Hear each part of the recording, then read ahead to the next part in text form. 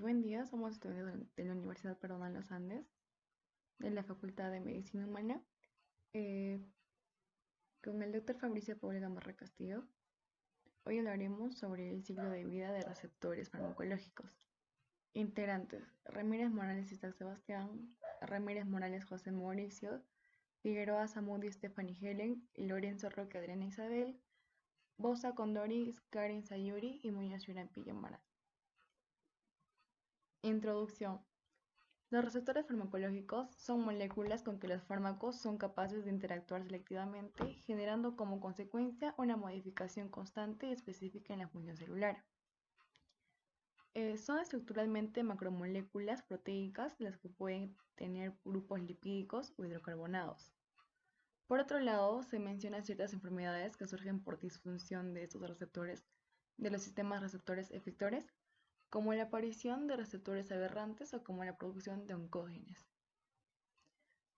También hablaremos sobre el complejo fármaco-receptor, en la actividad intrínseca, las agonistas parcial, la afinidad y especificidad, las agonistas e antagonistas y la clasificación de receptores. Interacción fármaco-receptores. Para que un fármaco estimule o inhibe los procesos celulares en el órgano o tejido blanco, deben en primer lugar poder asociarse a moléculas celulares con las cuales puedan generar enlaces químicos casi siempre de tipo reversible. Tenemos que tener en cuenta que un receptor farmacológico debe interactuar con afinidad y especificidad y el complejo químico fármaco-receptor resultante de la unión de ambos genera una modificación en la dinámica celular. En afinidad, ¿qué es? Es la capacidad de formación del complejo fármaco-receptor a concentraciones muy bajas del fármaco. En especificidad, este se refiere a la capacidad de receptor farmacológico. Esto es para discriminar entre una molécula de liganda de otro, pese a que este puede ser muy similares. En complejo químico, la capacidad del fármaco para modificar el receptor farmacológico e iniciar una acción celular se define como actividades intrínseca o alfa, las que forman estos valores, ¿no? Las que toman estos valores. En fármacos vamos a encontrar las agonistas y las antagonistas. ¿Qué son las agonistas? Son las que activan al receptor para que emitan una señal como resultado directo de una unión con el receptor. Otros suprimen las señales basales.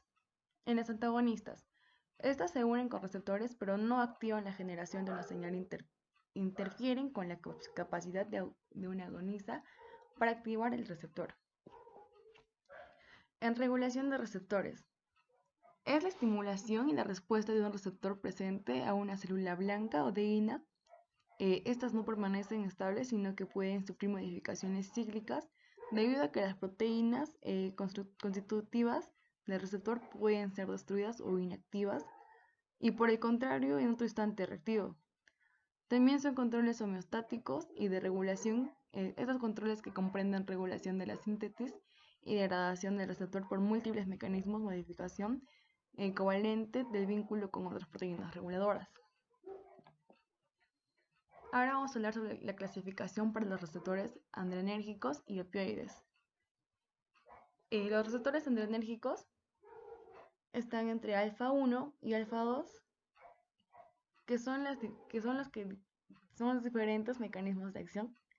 En beta 1 y beta 2 tienen mismo mecanismo, pero sus efectos biológicos son diferentes. En los receptores opiáceos, los receptores opiáceos dentro del sistema nervioso central es U, K y O. En los receptores U se encuentran asociados a la proteína G, que es la inhibidora de la adeninato ciclasa. En los receptores K se encuentran asociados a la proteína G, que también es una inhibitoria. Los receptores O, su mecanismo de transducción incluyen la inhibición de la adeninato ciclasa. Activación de los canales iónicos. En los canales van a ser los transmisores. Estos se activan por neurotransmisores. Los canales también van a tener un voltaje que se abren en respuesta a modificaciones del potencial de la membrana.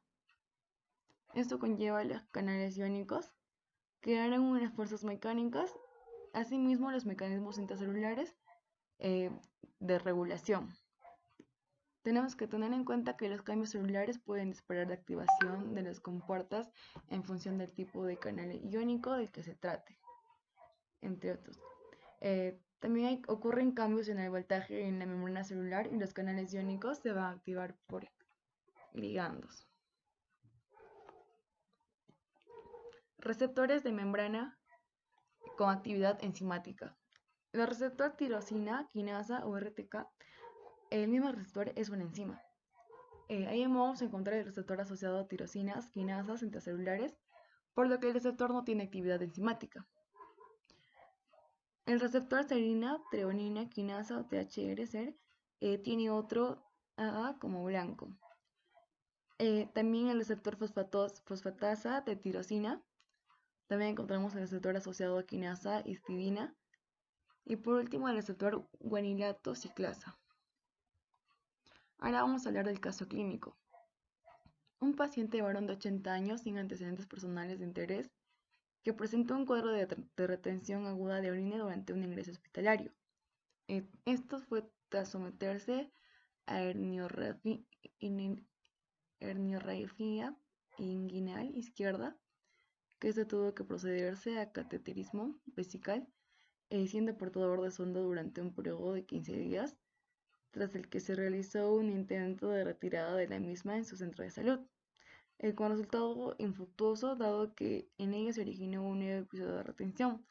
La exploración física practicada permitió evidenciar mediante tacto rectal una próstata aumentada de dimensiones grado 3 y 4 y constancias fibroelásticas, sin otro hallazgo significativo. El paciente fue derivado a las consultas externas de urología, siendo prescrito tratamiento con tamsulosina a dosis de 0,4 miligramos por 24 horas, esta vía oral. Nuestro paciente también presentó un cuadro de desorientación temporoespacial asociado a alteraciones de comportamiento, con una alteración de episodios de apatía y agresividad. Esto conllevó el tratamiento alfa-bloqueante, que fue definitivamente suspendido, ya que la sospecha de reacción adversa de tamsulosina fue notificada al correspondiente Centro Autonómico de Farmacovigilancia, ¿no? En conclusiones, tenemos 6 conclusiones. En primera conclusión, que mientras más afín sea la estructura de un medicamento por su receptor, habrá mayor selectividad de acción.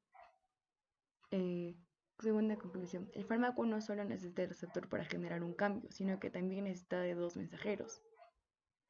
También el efecto se produce cuando el fármaco se une al receptor.